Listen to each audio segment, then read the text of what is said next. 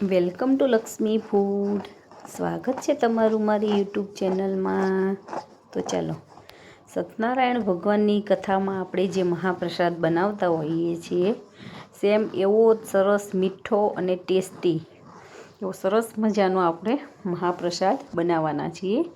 તો મારી વિડીયોને લાસ્ટ સુધી જોજો અને દરેક ટ્રીકને ફોલો કરીને તમે પણ આવી રીતે બનાવજો, તો તમારો પણ આ પ્રસાદ સરસ બનીને તૈયાર થવાનો છે.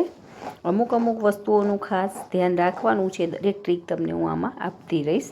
તો ચાલો, સત્યનારાયણ ભગવાનનો કથામાં બનતો શીરો બનાવવા માટે અહીંયા આપણે 250 ગ્રામ ઘી લીધેલું છે. ઠંડુ ઘી લીધેલું છે, આપણે મેલ્ટ કરવાનું છે.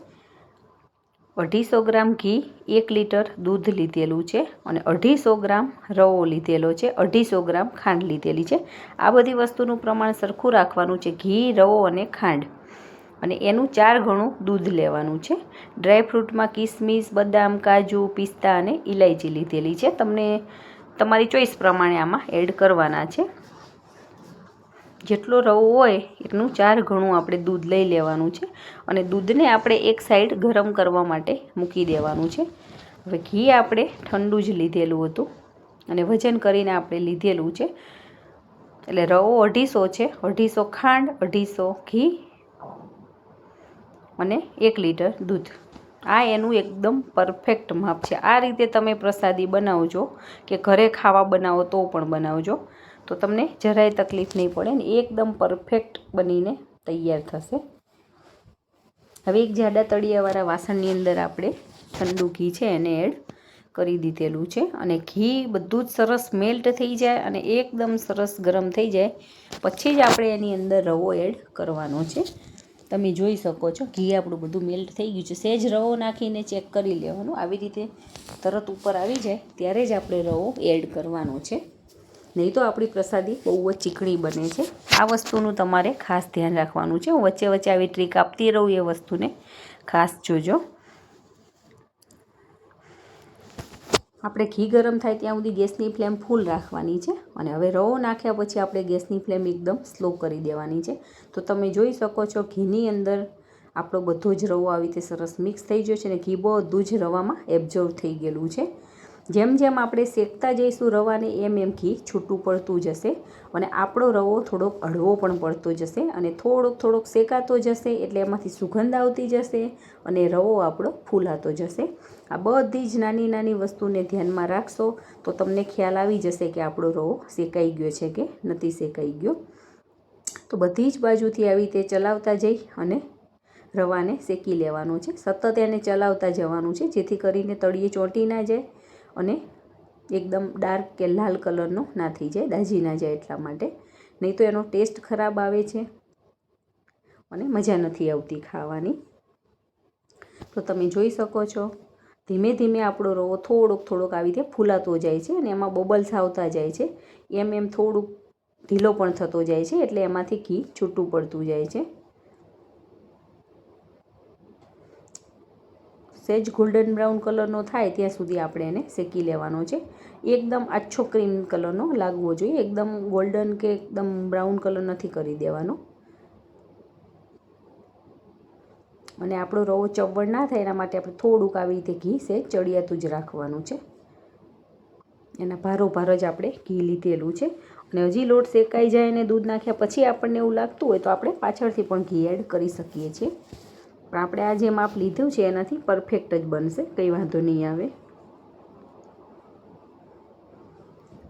તમે મારી વિડીયોમાં નવા હોય અને હજી સુધી ચેનલને સબસ્ક્રાઈબ ના કરી હોય તો ફટાફટ સબસ્ક્રાઈબ કરી દેજો અને બાજુમાં રહેલા બેલ આઇકોનને પ્રેસ કરી દેજો, જેથી કરીને આવનાર તમામ નવી રેસીપીના વિડીયો ફટાફટ તમારી સુધી પહોંચી જાય. અને જો તમને મારો વિડીયો પસંદ આવે તો વિડીયોને લાઈક કરજો અને તમારા ગ્રુપમાં ચોક્કસથી શેર કરજો.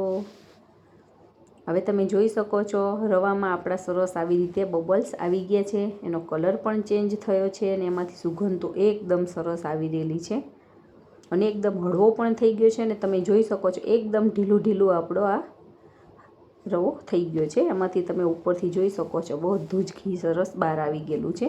હવે આ સમયે આપણે ગરમ દૂધને એમાં નાખતું જવાનું છે. એકી સાથે બધું દૂધ નથી એડ કરવાનું. આ વસ્તુનું ખાસ ધ્યાન રાખવાનું છે.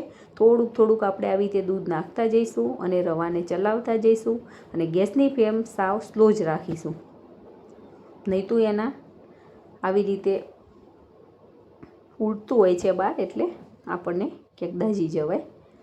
હવે બધું જ દૂધ આપણે આમાં એડ કરી લીધેલું છે અને સતત આને દૂધ નાખ્યા પછી ચલાવવાનું છે, જેથી કરીને દૂધ આપણું સાઈડમાં કે ચોંટી ના જાય, દાઝી ના જાય અને તળિયે બેસી ના જાય.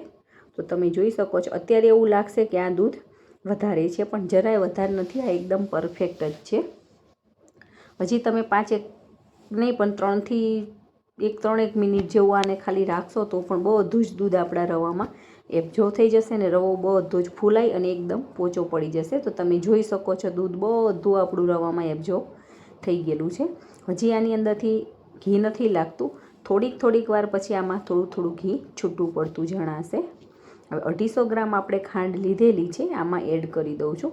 જો તમને વધારે ગળ્યું પસંદ હોય તો તમે 300 થી 350 ગ્રામ ખાંડ પણ લઈ શકો છો, પણ આપણે મીડિયમ ગળ્યો એવો આપણે પ્રસાદ બનાવવાનો છે, એટલા માટે મેં અહીંયા 250 જ ખાંડ લીધેલી છે.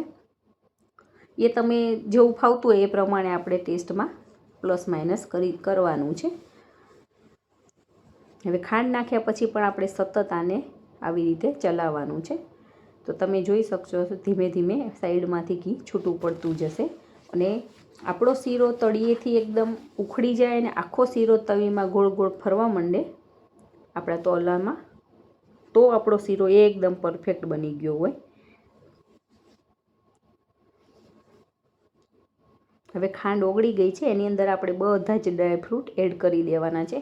કાજુ, બદામ અને પિસ્તાની મેં આવી રીતે કતરણ કરેલી છે અને કિસમિસને આપણે આખી એમને એમ જ રાખેલી છે અને ઇલાયચીનો પણ એકદમ બારીક પાવડર કરીને લીધેલો છે. તો આનો ટેસ્ટ એકદમ સરસ આવે છે. ઇલાયચી ફ્લેવરનો સરસ લાગે છે અને ડ્રાયફ્રૂટ પણ ખાવામાં આવે તો એકદમ ક્રન્ચીનેસ સારી લાગે છે. તો તમે જોઈ શકો છો કડાઈથી આપણો શીરો છૂટો પડી ગયો છે, એનો મતલબ આપણો શીરો એકદમ પરફેક્ટ બન્યો છે. આ તમારે ચેક કરવાની એક સાચી અને આપણા વડવાઓની જૂની પદ્ધતિ છે કે કડાઈમાંથી આપણો શીરો છૂટો પડી જાય એટલે એકદમ પરફેક્ટ શીરો બન્યો હોય. તો તમે જોઈ શકો છો એકદમ વ્હાઈટ બન્યો છે અને એકદમ સોફ્ટ પણ બન્યો છે, ખાવામાં પણ એકદમ ટેસ્ટી જ બન્યો હશે. અને પ્રસાદનું નામ લઈને બનાવીએ તો એમાં કંઈ ઘટે જ નહીં.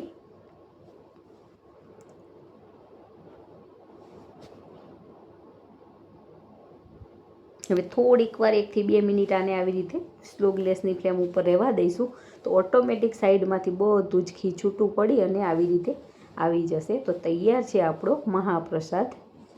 તો આવી રીતે તમે પણ બનાવજો અને કમેન્ટ કરીને મને કહેજો કે તમારો આ પ્રસાદ કેવો બને છે. આને બનતા જરાય વાર નથી લાગતી. 20 થી 25 મિનિટની અંદર આપણું બધી જ પ્રોસેસ થઈ જાય છે. અને હવે એક સર્વિંગ બાઉલની અંદર લઈ અને આપણે રવાને સરસ સર્વ કરી લેવાનો છે. તો તમે જોઈ શકો છો એકદમ સોફ્ટ, જોતાં જ ખાવાનું મન થઈ જાય એવો સરસ મજાનો પ્રસાદ આપણે બનાવી લીધેલો છે. હવે આપણે એની અંદર પ્રસાદી માટે બનાવેલો છે, ઉપરથી આપણે ડ્રાયફ્રૂટની કતરણ એડ કરીશું. તમને જે ફાવે એ પ્રમાણે આમાં એડ કરી લેવાની છે. મેં મિક્સમાં બધું જ લઈ લીધેલું છે અને એની ઉપર તુલસી પત્ર મૂકી અને આપણે ભગવાનને ભોગ ધરાવવાના છીએ અને પછી આપણે આને ખાઈશું. તો તમે પણ આવી રીતે બનાવજો અને જો પહેલી વખત બનાવતા હશો તો પણ તમારો આ પ્રસાદ બહુ સરસ બનીને તૈયાર થવાનો છે. ઘરે ખાવા માટે બનાવતા હોય તો પણ આવી રીતે સેમ બનાવવાનો છે. તો છે ને એકદમ સરસ. મારી આ દરેક ટ્રીકને ફોલો કરજો અને બનાવજો તો તમારો પ્રસાદ ચોક્કસથી સરસ જ બનવાનો છે. અને આ પ્રસાદ કોને ના ભાવે, બધાનો ફેવરિટ, એવો જોતાં જ ખાવાનું મન થઈ જાય એવો સત્યનારાયણ ભગવાનનો મહાપ્રસાદ બનીને તૈયાર થઈ ગયો છે. તો તમે પણ આવી રીતે બનાવો ને એન્જોય કરો. Thank you.